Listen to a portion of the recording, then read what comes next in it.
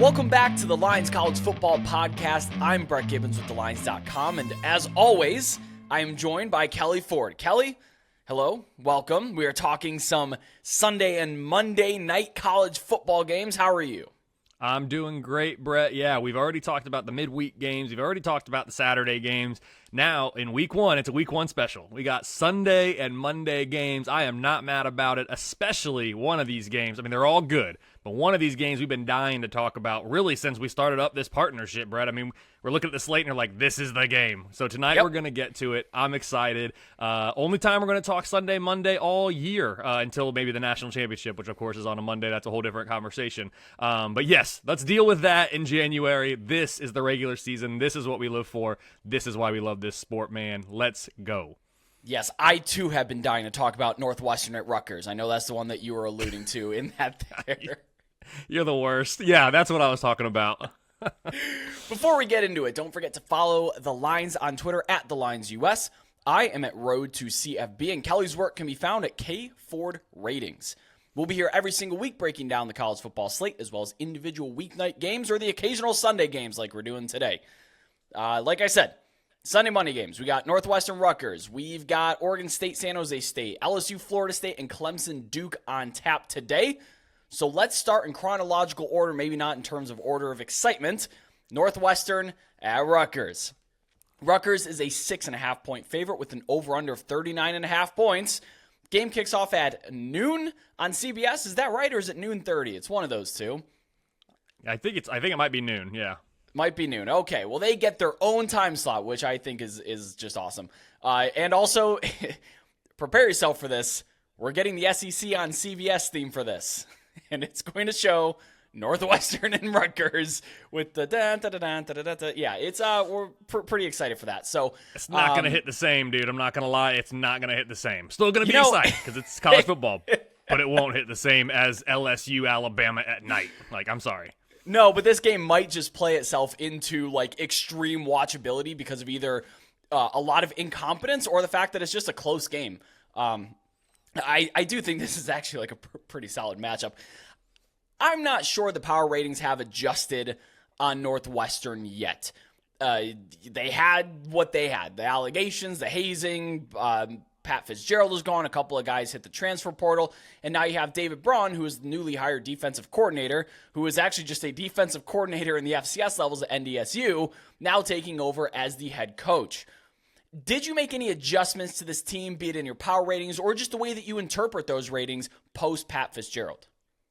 Not explicitly, Brett, no. Implicitly, I'd say yes, but explicitly, no. There's a lot going on around this Northwestern program, as you've alluded to. I'm here in Indianapolis. We had the Big Ten Media Days like a week after all the news broke. That was the talk of Media Days. It was the only time, I think, I'm standing there in Lucas Oil Stadium on the field. I'm standing there, and at the same time that Ryan Day is having his press conference, we've got the Northwestern interim the interim coach having his press conference. Only time you've probably ever seen the Northwestern acting head coach, interim head coach, and the Ohio State head coach with the same amount of media surrounded around them. There might have actually been one or two more at the Northwestern side. So that's really hard for the mathematical models to quantify. I do think a subjective alteration is absolutely appropriate in this case. I will not apply that to the K Ford ratings. I will apply that to the Kelley Ford opinion outside of the model. Yes. I want to ask you something off the cuff. I didn't have it at you before because I just thought of it. Once week one passes, we've had discussions about, this team jumped X amount of points, and boy, I've never seen teams jump like that quick, before. After week one, do you anticipate maybe a higher change in that power rating, or do you think that they're going to still change, equally if everything was hunky-dory? Well, no, I do think you can expect a more significant and more a quicker decrease, a descendance in their power rating from where they're starting versus where this team might actually be. When you've got a team in turmoil, and to be fair, we don't necessarily know that this team is in turmoil. They're going through adversity, and that can lead to one of two things. You can either come together and fight through it and be better than projected. It takes oftentimes a lot of kind of baseline quality raw talent to do that. I'm not sure this Northwestern roster has that relative to the competition they're going to be facing, or the adversity can tear it apart and make it harder for the team, and they can spiral into that season. So we don't necessarily know yet which way. I think we all have an idea about what we think, but let's see how it plays out.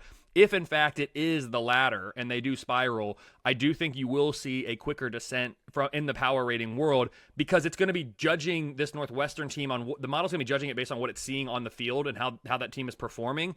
The model's expecting this because it doesn't know about all this stuff over here. If this stuff actually makes the team project down here, then it is going to go down, and it's going to go down faster because you're not reaching the expectations that the model has for you. So therefore, they will go down. If they actually do better than everyone's expecting, it might not increase the model's view of it that much because the model's expecting them to be better than every human is expecting, right? So it's almost like there's a bigger downside than upside here. That's just the way it is when you've got this type of situation around a program and all this uncertainty. So yeah, that's what I would say about expectations and how they can maybe be expected to move around, but they're not starting at a super high place. I've got them 4.9 points below FBS average right now. That's number 85 nationally. So when you're starting down there, the floor can come quick.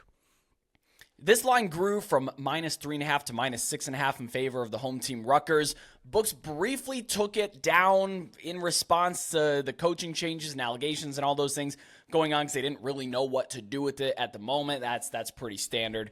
Funnily enough, even though it's changed a full field goal and they had to take it off the books, it ran only through dead numbers, so there's not really a huge difference between -3.5 and -6.5 in terms of push rate there. So it's still, it's in a weird nebulous void. But the point total has absolutely crashed. It started at 47. Now we're down to, get this, 39.5. Those are numbers I don't see outside of the Iowa State game and Army Navy. Army Navy and Army Air Force. Like those are the only Service Academy games against other Service Academies, and of course the Cy-Hawk Trophy. Those are the only two times you're seeing numbers sub 40. But hey, here we are. FEI really respect especially their point totals. I respect all their projections, but especially their point totals. They have this at a grand total of 26 total points. SP Plus has it at 38. So I see why it's trending down, and maybe it still hasn't trended down enough. Ben Bryant, maybe a name that we're familiar with, played quarterback at Cincinnati. He is now at Northwestern, just as a side note. Rutgers was 71st in points per drive allowed last year, and they returned 8 of their starters. Should be a pretty strong unit. Once again, definitely the better of the two units. Maybe I'm looking to play under Northwestern's team total at 15.5. If anything, I don't know that I have much action in this game, though. What do your numbers say about this absolute barn burner? Yeah, it makes sense. I'm going to get to the defenses in a second. It makes sense when this total's been going down. For, yes, the outside the football stuff that's happening, but also when you look at the quality of these teams and maybe their projected strengths, it makes sense. So let me get to that here. These two teams, Brett, for me, are projecting to finish last in their respective divisions within the Big Ten by my numbers. This is the best chance that both of these teams will have, by my numbers, to win a Big Ten conference game all year. And last year we saw Northwestern in week 0 over in Europe get Nebraska, the better of Nebraska. Scott Frost, inexplicable onside kick. A couple of weeks later, he's no longer the coach there. Northwestern, they're number 1 in my most deserving rankings after week 0. They don't win a game again the rest of the year. So this kind of has that potential for it. Now, they're going to be favored against UTEP and Howard and some other games there. So I'm not suggesting they're going to go 1-11, but this is their best chance to win a Big Ten game all year. Same for Rutgers. In this game, I actually do have it Rutgers -3.5. So again, we know where it was a while back before all this stuff, which makes sense because, like I said, I'm not necessarily explicitly accounting for that off-the-field stuff for Northwestern. It's a 60% win expectancy for Rutgers. From a raw power rating standpoint, these two teams are pretty similar. Rutgers is power rated number 81, Northwestern power rated 85, as I touched on earlier. Both these teams are pretty similar. Average to above average defense, so there you go, and really poor offenses. So again, back to that total information, it makes total sense when you're looking at these teams and their projections on the unit ranks. Northwestern's defense projecting as the best of the 4 units here. It's number 39 in the nation. Their offense, though, projecting to be the worst out of the 4 here, number 124 nationally. Brett, that's in the bottom 10 of all FBS this year. I mean, that's not good. You're a Power 5 program. You're playing in the Big Ten. You can't have a bottom 10 offense. Just ask Iowa. Now, their offense, not quite as bad, but their defense is even better. So, it doesn't even work when you have the number 1 defense. So, you got to be better on offense. Similarly, for Rutgers, their defense, number 57, their offense, sub 100, coming in at number 104. So, from a predictive analytics standpoint, these 2 teams are similar. The difference for me in this game is really twofold. The game is in Piscataway, and there's a lot going on around the Northwestern program, as we've talked about, off the field. No scheduling dynamics worth noting for me in this one. The bottom line is I have Rutgers minus 3.5 at home with a 60% win expectancy for the Scarlet Knights. All right, I think we spent enough time on that one. Let's go ahead and press forward.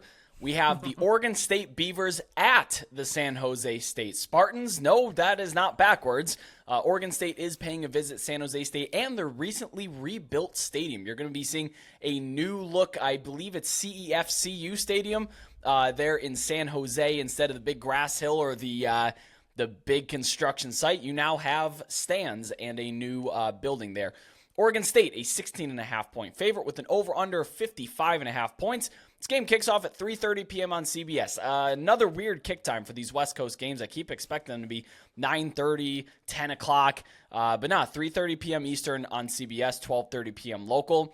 You just keep it right on CBS. You roll straight from the Northwestern Rutgers game into Oregon State. Don't even change the channel. Just leave it on CBS. You get both these back to back. Great. I actually do have 2 plays on this game. I played Oregon State minus 16.5 this summer.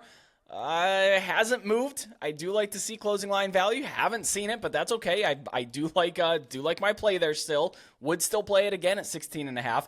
And also 53.5. That's now up to 55.5.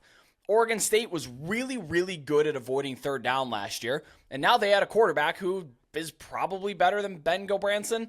I do buy into DJU this year. I still think he's a good quarterback that didn't just forget how to play football. Chevin Cordero looked really, really good last week against USC. I don't know if that's necessarily a accolade to Cordero himself. I mean, he looked like a good player, or if USC's defense might just still really be that bad. He had a trio of passing touchdowns and 52 rush yards to go with it. Top target, Justin Lockhart, did not play in week 0. I don't know if he's going to play this week. San Jose State is one of the most difficult teams to find injury information in.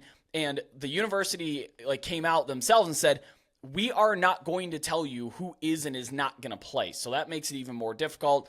It didn't really make a difference. San Jose State's offense still looked pretty good. They actually had a 100% success rate in the fourth quarter. It was a blowout at that time, but still, 100% success rate, pretty good. And then their first half explosiveness was really encouraging as well.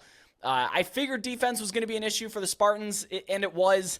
I can't remove this result completely, but it was against a Heisman winner with probably a top 5 cast of weapons in the country. I do like Oregon State this year. They return all 5 offensive linemen, which should be one of the best units nationally. Phil Steele ranks them number 12. Oregon State, for me, Brett, is a sleeper pick in the Pac-12. They are for a lot of people to make a run at that Pac-12 championship game. I have the Beavers power rated as the 5th best team in the conference, but they have the easiest schedule of any Pac-12 team. They miss USC, they miss Washington, and conference play 2 of the better teams in the conference. So I actually have an 18% chance for Oregon State to make it to Las Vegas. I'm excited to see them for the first time in this game against a team that's just played one of their conference foes. It's interesting, right? San Jose State plays USC this year. Oregon State does not, and Oregon State's in USC's conference. So that's just an interesting little quirk right there, and we'll get a kind of a baseline for what these 2 teams are since they have this common opponent in San Jose State, and they don't play each other. I have Oregon State in this one minus 14. It's an 84% win expectancy. Beavers, power rated number 24 nationally, like I said, number 5 in the Pac-12. San Jose State is number 93. So for me, Brett, this is a mismatch on both sides of the balls of pretty significant proportions. Oregon State's number 35 projected offense will have the advantage, I think, against San Jose State's number 93 defense, and the Beavers have an even bigger advantage when their projected number 26 defense is on the field with the Spartans' number 91 offense. Plus, this game is, though, at San Jose State, as you mentioned, so that could, be somewhat of a equalizer here, but I don't expect that San Jose State fan base to be too rowdy. I don't think it's going to be too much of a problem for Oregon State. I am curious to see DJU in his first time playing for the Beavers. So to make matters worse for San Jose State, they're coming off, as you mentioned, that 28-56 defeat at USC in Week 0. Oregon State hasn't played a game yet this fall, so from a scheduling perspective, you could argue better for Oregon State being fresh. To be fair to the Spartans, though, their performance against USC last week was almost exactly what my model expected. Their K-Ford rating fell from minus 6.3 to minus 6.5, so that's not a huge drop after losing a game by 28 points. They maintained their number 93 ranking in the power rating set. Bottom line, Oregon State, minus 14 on the road with an 84% win expectancy for the Beavers. I don't know if I'm higher on Oregon State or lower on San Jose State than you are. Looking at the numbers, it kind of looks like I'm higher on Oregon State potentially. I make this 16.5 with my aggregated power ratings. And the reason I lean to lay the 16.5 is because I think Oregon State will be able to line the football up and run it kind of at will. Their back is dynamic. He's a true sophomore this year. And again, running behind that offensive line. And then again, you bring in a former 5-star quarterback, a blue chipper that I still maintain think could be a pretty good quarterback in the right system. And we talked about it in the preseason that DJU chose Corvallis because of the system. So I think he has an opportunity to thrive there. And I just like the trend that Oregon State's offense is in. I'm not 100% sure that the power ratings have a full grasp on how good this team could be. So maybe this is a little bit of a ceiling play rather than an average expected outcome play. But sometimes as a better in college football, you just have to do that. So let's move on to the main event here. Main event of the weekend, potentially I thought you said it was Northwestern Rutgers. Yeah, I lied. It's LSU against Florida State. This is one of the top games of the year. LSU, a 2.5-point favorite, over under 55.5. This game kicks off at 7:30 p.m. Eastern on ABC, following up last year's Instant Classic. Instant Classic toward the end because of a little bit of incompetence, believe it or not, between these two absolute titans. Big note, LSU's Mason Smith will not play in this game. He was suspended because something with autographs, and it was before the NIL technically took effect. Like I said, the benevolent, student-forward-thinking NCAA strikes again. Mason Smith actually missed a good part of this game last year because he tore his ACL celebrating too. So kind of in the same position they were. Running back Armani Goodwin is also out for the Tigers. Logan Diggs should play, but he's dealing with a hamstring injury, and those things are pesky.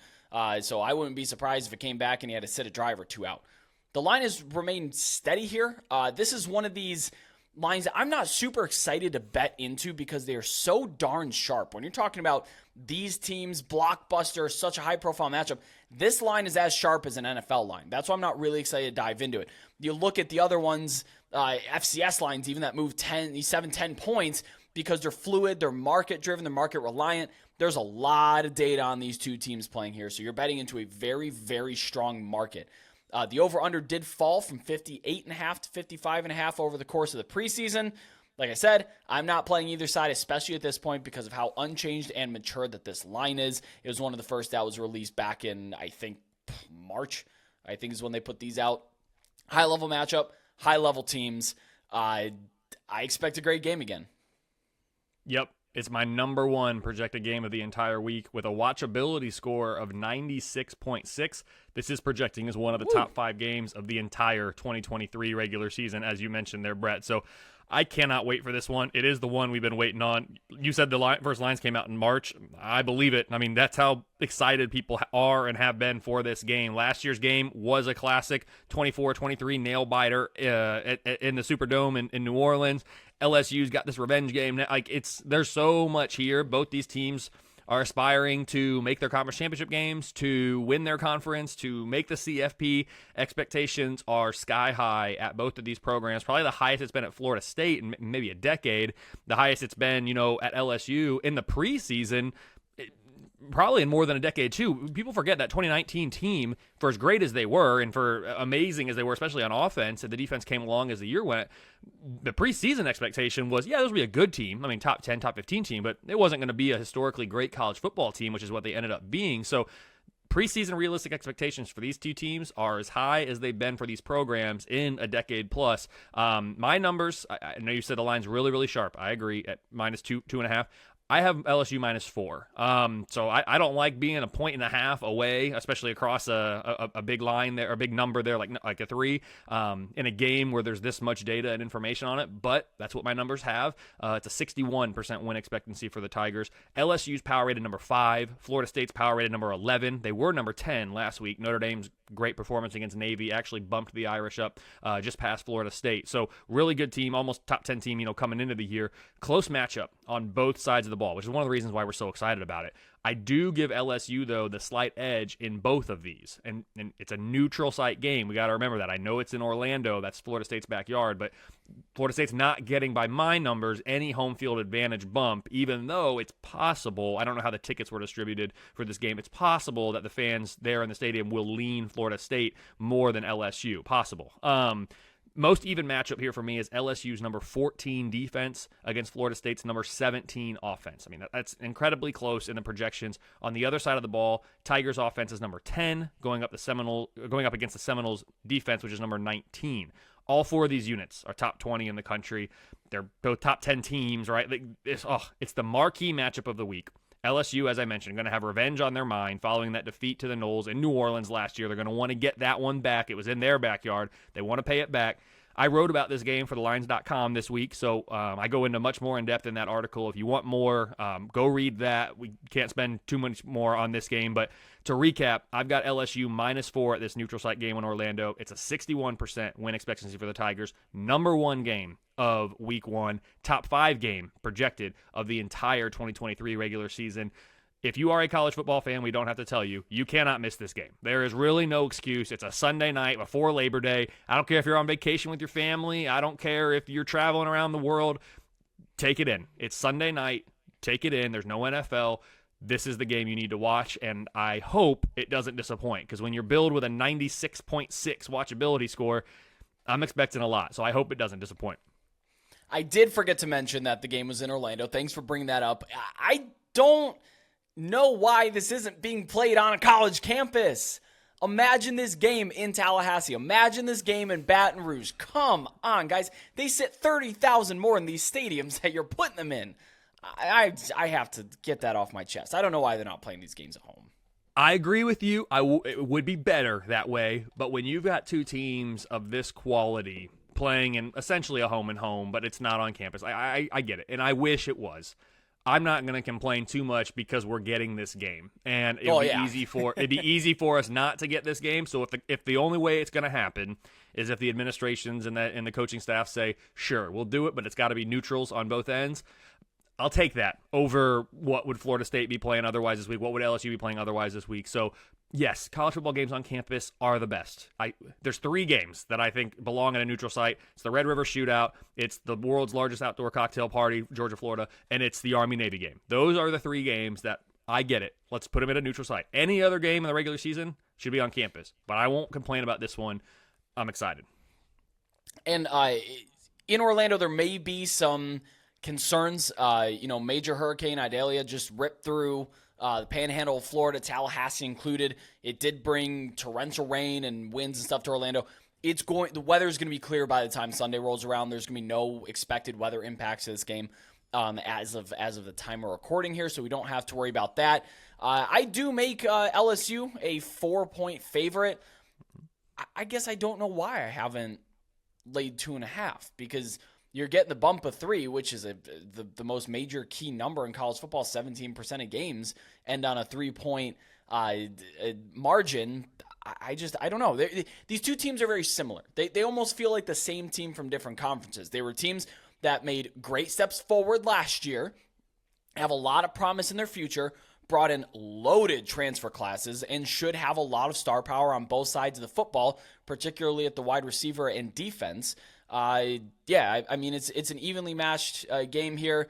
Maybe I'm not going to bet it just for the sake of being able to sit down and objectively enjoy this game and not have to root for one side or the other or something to happen. Maybe that's the way I'll handle it.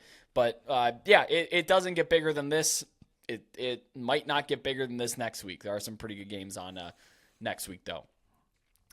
All right, to wrap it up, we have Clemson, a 12.5-point favorite on the road at Duke. Not a neutral site. This one's on Monday. Do keep in mind. 8 p.m. Eastern on ESPN. It does have an over-under 55.5 as well. Past 3 games we've talked about have that. Clemson has been taking most of the money this offseason. They opened at minus 11.5, climbed as high as minus 13.5 in some spots. The over-unders remain steady-ish, somewhere around that 55.5 to 57 range. We've talked about it in our ACC preview. Duke was a pretty lucky team last year. Their plus 16 turnover margin was the second best nationally, only to USC's ridiculous and unsustainable plus 22. And they come in at number 5 in turnover luck, according to ESPN's Bill Conley. This is our first look at Cade Klubnik with Garrett Riley as offensive coordinator, which I'm very excited for because I think the last 2 offensive coordinators that they've had in Clemson just weren't it. This is a team that's been winning 10, 11 games without a real answer at quarterback, and I think a directionless offense. Garrett Riley comes in, hopefully cleans that up. I'm very excited. I'm so excited that I actually have a Heisman future on Klubnik and a college football playoff and national title future on Clemson. So I'm a little bit in, got a little bit of skin on the Tigers this year. Duke does return 4 or 5 starters on the offensive line, including a Stanford transfer. Jay Cornybrook was a starter there, so he counts towards the way that we do things here. But they do play Clemson's defensive line, which is ranked number 1 in the ACC. No doubt there. They're going to be a very, very disruptive unit as per usual. I do worry about Duke's defensive personnel. They return 18 starters, but they were 105th in pass EPA against a much, much easier schedule than they have on tap this year. I expect Clemson to come out and try to test that, maybe build Cade Klubnik's confidence early, see what Garrett Riley's got in the bag, even with Will Shipley in the back pocket there, who's probably their best offensive player all around and their most reliable guy. Currently, I lean Clemson with the points as long as it stays under minus 14. I know we missed the best of the line. I am not too concerned about 11.5 as opposed to 12.5 or even 13. Those are some kind of insignificant numbers there. I'd probably still lay the points with Clemson on the road here. But what do your numbers say about this game? Yeah, I'm very curious to see what Clemson looks like with Cade Klubnik at the helm from the get-go. I think he probably should have been given the reins earlier last year, and things might have turned out differently. Of course, we'll never know. I have the Tigers favored in all 12 regular season games with a conference best 63% chance to reach the ACC championship game. In this game, and I talk about that because this is a conference game right out of the gate, which I really like, I have Clemson minus 13.5, which is an 83% win expectancy. Tigers are power rated number 7 nationally, while Duke is number 50. This is a strength-on-strength game for me, but I'm still projecting a mismatch on both sides of the ball, with the difference between the opposing units being about the same on both sides. I have Clemson's offense number 18. I think they should be able to put up some points, especially with Klubnik in there, against Duke's number 55 defense. And then in the matchup of the strengths of these teams, at least by my numbers, Clemson's number 8 defense, which is the projected best in the ACC, should, I think, be able to slow down Duke's number 44 projected offense. The 2 advantages that Duke does have in this game: the game is in Durham, and it's in week 1. I've talked before about the more time teams have to prepare for a game, the more it favors the underdog. So they've had all summer to prepare. Clemson has too. But, is Clemson... I wouldn't be surprised at all, Brett, and I have no inside knowledge of this. You look at Clemson's schedule. At Duke in week 1. I'm not suggesting they're overlooking Duke. Charleston Southern in week 2. Florida Atlantic in week 3. Both those at home. Florida State at home in week 4. You tell me with a straight face you don't think Clemson was taking at least one day a week in the summer to practice for Florida State, like to game plan Florida State and scheming up the Florida State game. I really think they took at least one day every single week in the summer for that game in particular, knowing the 3 games they have in front of them. Now, if they come out and lose to Duke in week 1, it clearly didn't pay off. I don't think that's going to happen. I think Clemson's just too good. Bottom line, I have Clemson minus 13.5 on the road, 83% win expectancy for the Tigers. Yeah, I don't know. I talk about the ratings maybe not being totally on board with a certain team. I don't know that we're necessarily as high on Clemson as they could possibly be this year. They're number 9 for my aggregated power ratings. They're behind USC, behind Penn State. I don't know. Behind Texas. I don't know, man. Clemson in those kind of situations, I think I have to lean the tried and true Tigers with the talented roster, with the incredible defense. I mean, their defense, I think, is better. Well, for sure, is better than USC and Texas. Penn State's up there, though. It's just one of those where I don't know that we have a full grasp on them after quote-unquote down years the past few years. But what do you think about that? I mean, I was going to say, not me until you got to Texas, because I have Clemson number 7. Like I said, I have them ahead of USC. I have them ahead of Penn State. Now, granted, it's not by a lot. You're talking by a half a point here at most. They are a full football point per game below Texas for me at this stage. So if you want to say, hey, they can even be above Texas, I wouldn't get mad about that. I think, LSU's kind of in that ballpark too, to be honest. Only 2 points ahead of Clemson right now in my numbers. Then there's, kind of a half step up to Michigan, and then another step up to, Alabama, Ohio State, Georgia. So I don't think you can make a case for Clemson to really be certainly not top 4, probably not top 5. But if you want to say they're number 6, I wouldn't argue that. I have them number 7. So yes, I agree. The national narrative on Clemson the last couple of years, as they finished the year by my numbers, power rated number 9 in 2021 and number 10 in 2022, the worst that they've been by my numbers since 2014. I mean, they had a real stretch there of about 7, 8 years of really top end, top 5, number 1. There's a good team, a good program. I think they're going to be all right. I think they're going to be best defense. I think Klubnik's got a high ceiling and a decently high floor as well. I know the last 5-star they had in there, DJU, didn't work out that way despite some early flashes. But yes, I agree.